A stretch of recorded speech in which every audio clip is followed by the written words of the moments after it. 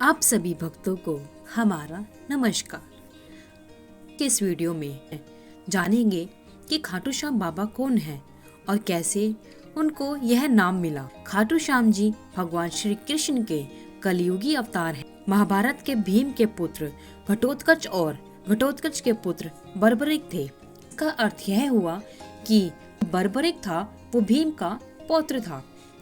बाबा खाटू श्याम का संबंध महाभारत काल से माना जाता है। पौराणिक कथा के अनुसार खाटू श्याम की अपार शक्ति और क्षमता से प्रभावित होकर श्री कृष्ण ने इन्हें कलयुग में अपने नाम से पूजे जाने का वरदान दिया था। आइए अब सुनते हैं इसकी संपूर्ण कथा। बर्बरिक दुनिया का सर्वश्रेष्ठ धनुर्धर था। बर्बरिक के लिए 3 बाण ही काफी थे, जिसके बल पर वे कौरव और पांडवों की पूरी सेना को समाप्त कर सकते थे। युद्ध के मैदान में दोनों खेमों के मध्य बिंदु एक पीपल के वृक्ष के नीचे खड़े हो गए और यह घोषणा कर दी कि मैं उस पक्ष की तरफ से लड़ूंगा जो हार रहा होगा। बर्बरिक की इस घोषणा से कृष्ण चिंतित हो गए।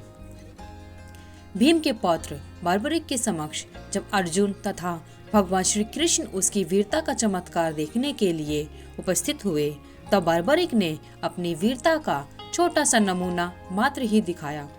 श्री कृष्ण ने कहा कि यह जो वृक्ष है, इसके सारे पत्तों को एक ही तीर से छेद दो, तो मैं मान जाऊंगा कि तुम बहुत वीर हो। बर्बरिक ने आज्ञा लेकर तीर को वृक्ष की ओर छोड़ दिया। जब तीर एक एक कर सारे पत्तों को छेदता जा रहा था, उसी दौरान एक पत्ता टूटकर नीचे गिर पड़ा। श्री कृष्ण ने उस पत्ते पर यह सोचकर पैर रखकर उसे छुपा लिया कि यह छेद होने से बच जाएगा, लेकिन पत्तों को छेदता हुआ वह तीर श्री कृष्ण के पैरों के पास आकर रुक गया। तब बर्बरिक ने कहा कि प्रभु, आपके पैर के नीचे एक पत्ता दबा है, कृपया पैर हटा लीजिए, क्योंकि मैंने मेरे तीर को सिर्फ पत्तों को छेदने की आज्ञा दी है, आपके पैर को नहीं। इस चमत्कार को देखकर श्री कृष्ण चिंतित हो गए। भगवान श्री कृष्ण यह बात जानते थे कि बर्बरिक प्रतिज्ञावश हारने वाले का साथ देगा।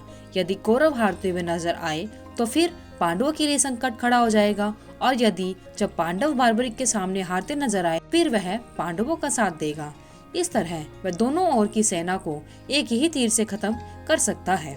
तब भगवान श्री कृष्ण ब्राह्मण का भेष बनाकर सुबह बर्बरिक के शिविर के द्वार पर पहुंच गए और दान मांगने लगे।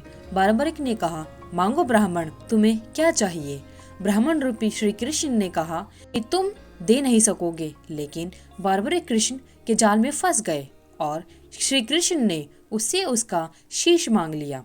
बर्बरिक द्वारा अपने पितामह पांडवों की विजय हेतु स्वेच्छा के साथ शीर्षदान कर दिया। बर्बरिक के इस बलिदान को देखकर दान के पश्चात श्री कृष्ण ने बर्बरिक को कलयुग में स्वयं के नाम से पूजित होने का वर दिया। आज बर्बरिक को खाटू श्याम के नाम से जाना जाता है।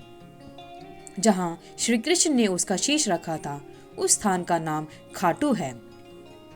खाटू श्याम बाबा दुनिया के सर्वश्रेष्ठ धनुर्धर हैं। उनसे बड़े सिर्फ श्री राम ही माने गए हैं। खाटू श्याम जी का जन्मोत्सव हर साल कार्तिक शुक्ल पक्ष की देवोठनी एकादशी को बड़ी धूमधाम से मनाया जाता है। बर्बरिक देवी के उपासक थे। देवी के वरदान से उसे 3 दिव्य बाण मिले थे, जो अपने लक्ष्य को भेद कर वापस उनके पास आ जाते थे। इसकी वजह से बर्बरिक अजय थे। बर्बरिक अपने पिता घटोत्कच से भी ज्यादा शक्तिशाली और मायावी था। कहते हैं कि जब बर्बरिक से श्री कृष्ण ने शीश मांगा तो बर्बरिक ने रात भर भजन किया और फाल्गुन शुक्ल द्वादशी को स्नान करके पूजा की और अपने हाथ से अपना शीश काटकर श्री कृष्ण को दान कर दिया। शीश दान से पहले बर्बरिक ने महाभारत का युद्ध देखने की इच्छा जताई। तब श्री कृष्ण ने उनके शीश को एक ऊंचे स्थान पर स्थापित करके उन्हें अवलोकन की दृष्टि प्रदान की। युद्ध समाप्ति के बाद जब पांडव विजयश्री का श्रेय देने के लिए वाद विवाद कर रहे थे, तब श्री कृष्ण ने कहा कि इसका निर्णय तो बर्बरिक का शीश ही कर सकता है। तब बर्बरिक ने कहा कि युद्ध में दोनों ओर श्री कृष्ण का ही सुदर्शन चल रहा था और द्रौपदी महाकाली बन रक्तपान कर रही थी।